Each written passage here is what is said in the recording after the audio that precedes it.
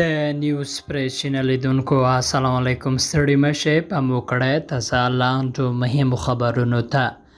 محسن داور د پاکستان په پارلمان کې د خبرو په وخت په خوست او کونړ کې د پاکستانی پوځ حمله وغندلې او ویل چې د عمران خان له حکومت وروسته راغلی حکومت باید د افغانستان په اړه د پاکستانی دولت پالیسي بدله کړي. هغه زیاته کړه مړ حمزه شوم او پړ حمزه کله مو د ترهګرو په نامه وژنې او کله د بل. اوس خبره تر دې ورسېده چې جیټ الوتکې په افغانستان کې دننه بریدونه کوي. دا د منلو نه ده او دا زموږ لپاره سره کرښه ده. پاکستان باید په یاد ولري چې په ترهګرو کې ښه او بد پالل به هغه اور ته تاسو هم راوړي. بل ورته د افغانستان پخوانی ولسمشر حامد کرزي پر خپله ټویټر پاڼه د پاکستاني پوځیانو له لوري پر خوست او کونړ ولایتونو وروستي هوایي بریدونه په کلکو ټکو غندلي او د بشري ضد جنایت د افغانستان د ملي حاکمیت نقض او د نړیوالو اصولو خلاف عمل بللی دی. امرالله صلیوی په لومړي ځل د پاکستاني هوایي ځواکونو زموږ د خاورې څو نقطې بمبار کړې. صلی تازه د پاکستاني هوایي بریدونو ته په غبرګون کې پر خپل فیسبوک پاڼه لیکلي له کله چې کابل د یوې اجیري او غیر ګاونډي ډلې په واک کې دی دوی د تخکاره تېروتنو په اړه هېڅ اندېښنه نه لري.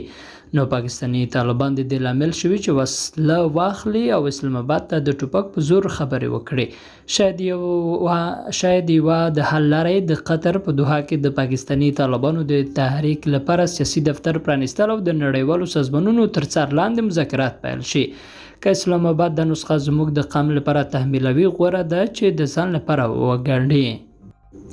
پښتون ژغورنې غورځنګ سویلي وزیرستان تحصیل برمل راغسی ولسونو خوست کې د وزیرستان په کډوالو د پاکستان بمبارۍ په خلاف احتجاجي لاریون کړی او د طالبانو د بهرنیو چارو وزارت په خوست او کونړ کې د پاکستان د بریدونو په غبرګون کې په کابل کې د دغه هیواد د سفیر منصور احمد خان اظهار کړی. د بهرنیو چارو وزارت نن چې امیر خان متقی او دفاع وزارت مرستیال ملا شیرین اخوند په دغه ناسته کې په خوست او کونړ ولایتونو کې د پاکستاني پوځ وروستي بریدونه غندلي او د مخنیوي غوښتنه کړې ده.